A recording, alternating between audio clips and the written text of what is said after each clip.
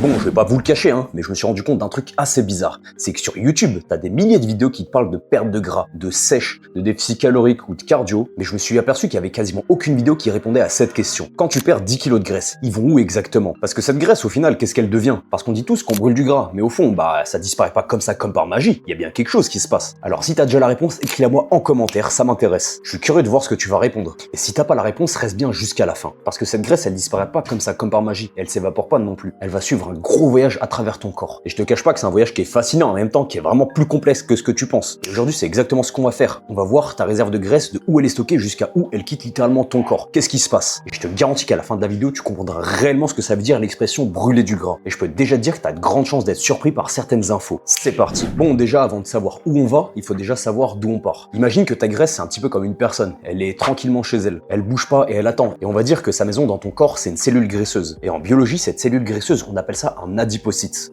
Et l'adipocyte, tu peux le voir un peu comme une réserve d'énergie, comme un garde-manger si tu veux. Et son rôle, il va être simple, ça va être de stocker l'énergie pour plus tard. Parce que faut que tu saches que ton corps, il adore avoir des réserves au cas où il en aurait besoin. Et souvent, on a tendance à dire qu'on stocke du gras. Mais en soi, du gras, ça veut dire quoi? Parce que du beurre, c'est aussi du gras. L'huile d'olive, c'est pareil. Et ben en fait, elle va stocker des triglycérides. Un triglycéride, c'est la forme sous laquelle ton corps va stocker la graisse. Et en fait, un triglycéride, c'est quoi? Au centre, tu auras une molécule de glycérol. Ok, donc un glycérol, en biologie, ça appartient à la famille des alcools. Et je te parle pas de l'alcool comme la bière ou la vodka ou quoi que ce soit. C'est une famille de composés. Et ce glycérol, ça va être un peu comme la colonne vertébrale de la cellule. Et dessus ce glycérol, il y a 3 acides gras qui vont venir s'accrocher. C'est pour ça qu'on dit triglycéride. Et ce glycérol et ces 3 acides gras, ça va former un triglycéride. Et donc ton corps, il va directement fabriquer cette cellule. Et en fait, il va s'embêter à faire ça parce que c'est tout simplement hyper pratique pour lui. T'imagines? Les lipides, c'est littéralement la réserve d'énergie la plus compacte que tu as dans ton corps. Donc je te le rappelle, mais 1 gramme de glucides, c'est 4 kilocalories. 1 gramme de protéines, c'est aussi 4 kilocalories. Et 1 gramme de lipides, c'est 9 kilocalories. Donc encore plus du double. Donc déjà pour ça, ils prennent moins de place. Et en plus, les triglycérides, ils apportent très peu d'eau avec.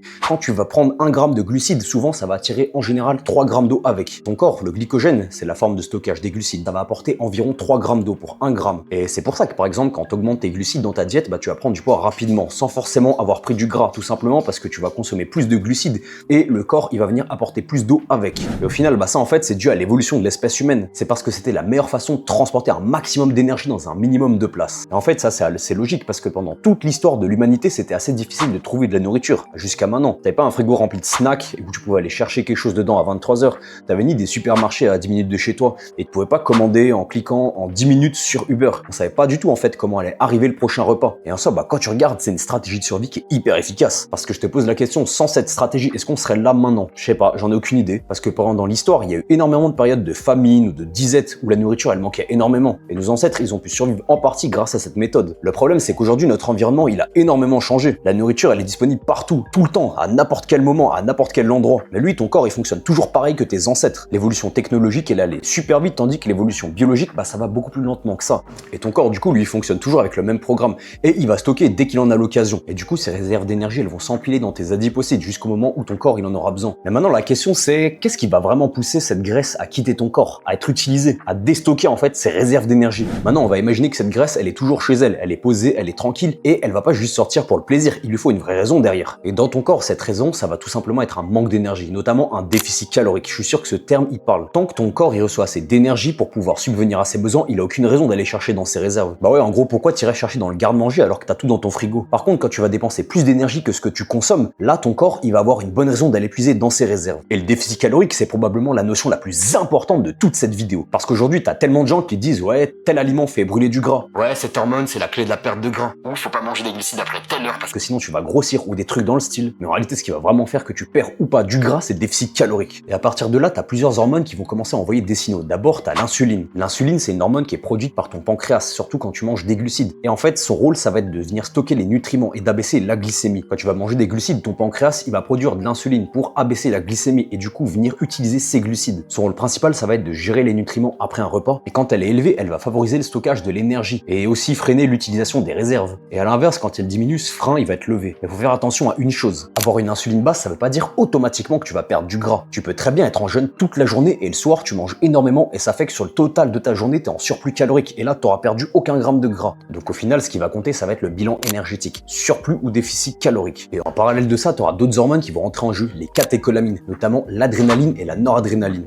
Et en fait, tu peux les voir un petit peu comme des clés. Elles vont arriver à la surface de tes cellules, elles vont se fixer sur des récepteurs qui sont présents à sa surface. Ces récepteurs, tu peux les voir un peu comme des serrures. Et en fait, ces deux hormones, elles vont déclencher ce qu'on appelle une cascade de signalisation. En gros, ça, c'est une suite de messages qui circulent à l'intérieur de la cellule, un petit peu comme une réaction en chaîne. Et en gros, tu as le premier signal qui va activer le suivant, et qui va activer encore le suivant, et ainsi de suite, jusqu'à en gros transmettre l'ordre d'ouvrir les réserves parce qu'il y a besoin d'énergie. Et voilà, faut dire que juste ouvrir la réserve, ça fait pas tout le travail d'un coup. Le triglycéride, il est assemblé, je te rappelle, glycérol et 3 acides gras. Il va falloir le décomposer. Et ça va être exactement le rôle de 3 enzymes. En fait, des enzymes, c'est des protéines qui vont accélérer des processus biologiques à l'intérieur de la cellule. Et chacune des 3 enzymes, elles ont une mission bien précise. C'est ce qu'on va voir après. C'est la prochaine étape. Maintenant qu'on a reçu le signal et que le corps, il a besoin d'énergie, la graisse, elle doit sortir de la cellule. Mais il y a un problème, ça peut pas se faire comme ça. Parce que le triglycéride, il doit d'abord être démonté pour pouvoir voyager dans ton organisme. Alors là, il va falloir le démonter. Et ce processus, ça s'appelle la lipolyse. Donc le processus, il va consister à découper le triglycéride morceau par morceau. Mais voilà, ce processus, il va pas se faire d'un seul coup. Il va se faire en 3 étapes. En gros, tu as une première enzyme qui s'appelle l'adipose triglycéride lipase. Et elle va venir retirer le premier acide gras du triglycéride. Et à la fin, il restera un diglycéride. Donc il y a un acide gras en moins, il reste 2 acides gras et un glycérol. Ensuite, tu as la deuxième enzyme, la lipase hormonosensible, qui va venir retirer le deuxième acide gras. Du coup, à la fin, il restera que notre glycérol avec un acide gras qui sera attaché. Et enfin, la dernière enzyme, c'est la monoglycéride lipase. Elle va venir retirer le dernier acide gras et libérer le glycérol. Et du coup, là, notre triglycéride, il a complètement disparu. Maintenant, on a un glycérol et 3 acides gras non estérifiés. Estérifiés, en gros, ça veut dire qu'ils sont attachés à rien. Du coup, on peut parler d'acides gras non estérifiés, mais on peut aussi parler d'acides gras libres. Et du coup, là, ils vont venir enfin quitter la cellule graisseuse. On va dire qu'ils sortent de la maison. Et voilà, il y a quand même un souci, c'est que les acides gras, ils peuvent pas se mélanger correctement dans le sang. Alors, il va falloir résoudre ce problème. Bon, maintenant, notre triglycéride, il a complètement quitté la maison. Et maintenant, il y a un autre problème qui se pose. Les acides gras, ils se mélangent pas correctement dans le sang. Alors, il va bien falloir trouver une solution. En gros, faut dire, c'est comme si tu essaies de mélanger de l'huile d'olive avec de l'eau. Tu vas essayer, mais au bout d'un moment, ils vont quand même se séparer les deux. Bah là, c'est le même problème qui se pose. Du coup, les acides gras, pour venir voyager dans ton corps, ils ont besoin d'un transporteur. Maintenant qu'ils viennent de quitter la maison, ils vont prendre le taxi. Et ce taxi en question, ça va s'appeler l'albumine. Et l'albumine, elle va venir récupérer les acides gras qui sont sortis de la cellule pour venir les transporter dans le sang. Puis elle va venir les transporter notamment vers les tissus qui ont besoin d'énergie. Comme par exemple les muscles, le foie ou bien le cœur. Même si je sais que le cœur c'est un muscle. Mais du coup, ça c'est pour les acides gras. Et lui, le glycérol, il va prendre un autre chemin. Lui, il va aller vers le foie. Puis lui, il va être utile pour fabriquer d'autres molécules, comme par exemple du glucose. Et du coup, nos acides gras, c'est ce qui nous intéresse. Maintenant qu'ils ont pris le taxi, au bout d'un moment, ils vont forcément arriver à la destination. Et comme exemple, on va prendre un muscle, parce que le muscle, il a besoin de beaucoup d'énergie. Donc là, t'as notre taxi qui s'arrête devant la cellule musculaire. Est-ce que le voyage, il est terminé? Bah pas du tout. Et là, en gros, du coup, notre acide gras, vu qu'il est arrivé devant la cellule, il doit encore rentrer à l'intérieur. Mais il peut pas le faire directement comme ça. Et là, une fois que notre acide gras, il est arrivé devant la cellule, il doit encore rentrer dedans, dans un endroit qui est hyper intéressant, qui s'appelle la mitochondrie. La mitochondrie, c'est la centrale énergétique de nos cellules. Et c'est là qu'il y a un processus que la plupart des gens, ils appellent simplement brûler du gras, qui va se produire. C'est dans la mitochondrie que ça se passe. Et voilà, l'acide gras, il peut pas rentrer directement, il y a encore un obstacle à franchir. Et ouais, c'est compliqué d'être un acide gras parce qu'il y a beaucoup d'obstacles. Du coup, maintenant, l'acide gras, pour qu'il rentre dans la cellule, il peut pas le faire directement comme ça. Et voilà, l'acide gras, pour rentrer dans la cellule, il a besoin d'un système de transport. Et ce système de transport, ça va être la carnitine. Elle fait partie d'un système de transport un peu plus large qu'on appelle la navette carnitine. Et carnitine, je pense que ce mot, il te dit déjà quelque chose parce que t'as certains compléments alimentaires que tu peux acheter comme ça directement en magasin ou sur internet. Et voilà, en général, c'est surtout des suppléments brûle-graisse. Et voilà, sans ce système, les acides gras, ils peuvent pas rentrer dans la mitochondrie. La carnitine, tu peux un peu le voir comme le contrôleur avant de monter dans le train qui vérifie ton billet. Et une fois que l'acide gras, il a réussi à rentrer dans la cellule, c'est là que ça peut commencer. Donc du coup, une fois que l'acide gras, il est rentré dans la cellule, dans la mitochondrie, il y a un processus très intéressant qui va se passer. On l'appelle la bêta-oxydation. En gros, l'acide gras, il va être progressivement démonté pour que la cellule, elle récupère toute son énergie.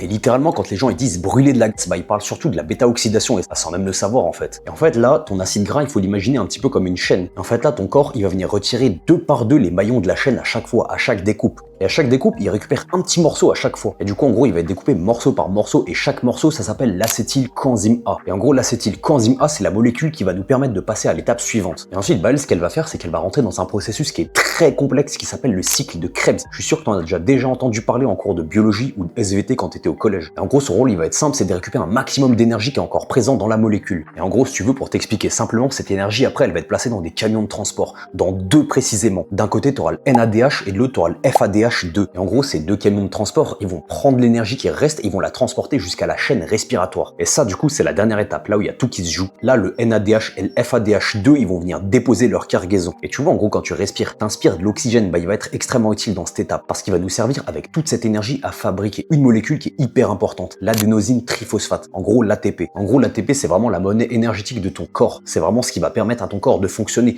Chaque battement de cœur, chaque contraction musculaire, même quand je parle, peu importe le mouvement, tu consommes consommes de l'ATP quand tu fais ça. En gros, ton corps, il fonctionne grâce à cette molécule. Et c'est pour ça qu'on dit que ton corps, il brûle du gras, parce que le gras, il disparaît pas d'un coup, il est transformé. Et puis là, c'est très bien, parce que toute l'énergie de la graisse, elle a été utilisée. Mais maintenant, il reste encore quelque chose, il reste encore une question. Parce que la graisse, elle a pas disparu. Certes, on sait qu'on a utilisé son énergie, mais il reste forcément de la matière. L'énergie, elle a été utilisée, mais la matière, elle est où maintenant? En fait, on sait pas où elle est passée, toute cette matière. Et c'est là qu'on arrive à une réponse que la plupart des gens ignorent. Et du coup, c'est là qu'on fait un flashback et qu'on revient à la question de la vidéo du tout début. Quand on perd 10 kilos de graisse, qu'est-ce qui se passe vraiment? Qu'est-ce que ça devient? Parce que jusqu'ici, on a parlé d'énergie. On a vu comment ton corps, il transforme ça en énergie. Mais la graisse, du coup, c'est pas que de l'énergie, c'est aussi de la matière. Et cette matière, il faut qu'on sache où elle va. Quand tu vas mettre du bois dans la cheminée, forcément, tu vas faire du feu, mais il va rester des cendres après. Là, c'est exactement la même chose qu'on cherche à savoir. En gros, faut te dire que pour la graisse, c'est le même principe. Les atomes qui vont venir composer la graisse, ils vont être transformés en quelque chose d'autre. Déjà, un triglycéride, il est composé de 3 éléments. T'as du carbone, de l'hydrogène et de l'oxygène. Ok, c'est bon, jusque-là, tu me suis. Et en gros, pendant toutes les réactions qu'on vient de voir, il faut que tu saches que les atomes, ils sont progressivement réorganisés. Et du coup, le carbone, il va être réorganisé pour devenir du CO2, au final, du dioxyde de carbone. Et en gros, ce CO2, ce dioxyde de carbone, il est transporté par ton sang jusqu'à tes poumons. Et au final, c'est à ce moment-là qu'il va quitter ton corps quand tu vas venir respirer. Donc ouais, littéralement, une partie de la graisse que tu vas brûler, elle va directement sortir de ton corps par tes poumons. Et à côté, l'hydrogène, lui, il va se combiner avec de l'oxygène pour former de l'eau. Et là, il va quitter ton corps par différentes façons. Déjà, tu auras la transpiration, les urines, la respiration aussi. Parce que ouais, quand t'expires, il y a aussi de la vapeur. Donc en gros, quand tu perds de la graisse, tu la transformes littéralement en deux choses, en CO2 et en eau. D'ailleurs, à ce sujet, on a une étude de 2014 publiée dans le British Medical Journal qui a calculé exactement ça. Pour 10 kg de graisse, qu'est-ce qui se passe? Et donc pour 10 kg de graisse, il y a environ 8,4 kg qui quittent le corps sous forme de CO2 et 1,6 kg sous forme d'eau.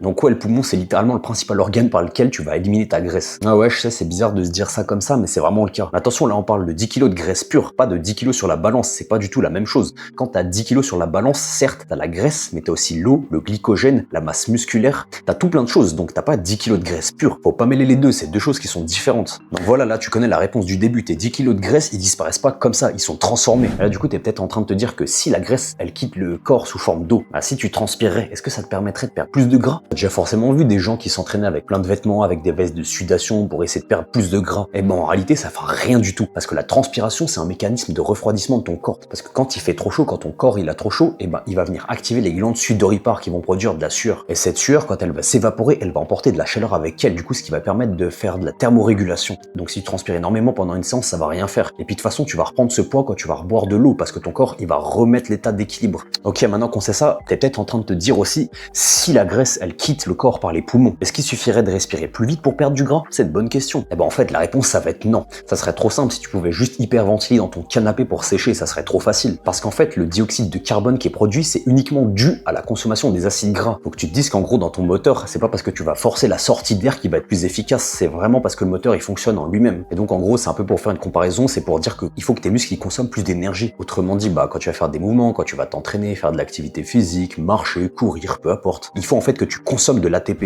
Alors là, finalement, on aura tout vu. D'abord, ça commence dans une cellule graisseuse qu'on appelle l'adipocyte. Et à l'intérieur de l'adipocyte, la graisse, elle est stockée sous forme de triglycérides. Et ton corps, quand il a besoin d'énergie, il y a plusieurs hormones qui vont balancer le signal. Et alors là, les triglycérides, ils vont être démontés pour pouvoir être efficaces et utilisés. Et ça, grâce à 3 enzymes. L'adipose triglycéride lipase, la lipase hormonosensible et la monoglycéride lipase. Et après ça, on obtient 3 acides gras et une molécule de glycérol. Et du coup, ces acides gras, ils sont transportés dans le sang grâce à l'albumine jusqu'à leurs tissus auxquels ils vont être utilisés. Et le glycérol, il va aller jusqu'au foie pour être recyclé. Et après, tes acides gras, ils rentrent dans la cellule, dans la mitochondrie grâce à la carnitine. Et à l'intérieur, ils vont être découpés progressivement avec la bêta-oxydation. Et là, chaque découpe va produire de l'acétyl coenzyme A. Et ensuite, cette molécule, elle va rentrer dans le cycle de Krebs. Ensuite, l'énergie, elle est récupérée par la NADH et la FADH2 jusqu'à la chaîne respiratoire. Et c'est là que finalement, l'ATP, elle est fabriquée. Et pendant tout le processus, les atomes de carbone, ils sont transformés en dioxyde de carbone. Et les atomes d'hydrogène, ils vont participer à la formation de l'eau. Et du coup, comme on l'a vu, une grande partie de la graisse que tu vas consommer, elle va quitter ton corps par tes poumons. Du coup, quand on dit littéralement de brûler du gras, c'est vraiment pas qu'une image. C'est hyper complexe en vrai. C'est vraiment un voyage dans ton corps qui est hyper technique, hyper cadré. Et il faut se dire que ce processus, ton corps, il le répète des millions de fois par jour, en permanence. Et maintenant, la prochaine fois qu'on te parlera de brûler du gras, tu sauras exactement de quoi on parle. Et toi, dis-moi en commentaire, c'est quoi la zone la plus récalcitrante chez toi? Si cette vidéo, elle t'a aidé, n'hésite pas à laisser un like et à t'abonner. C'était RZ Physics et on se retrouve très vite. Ciao!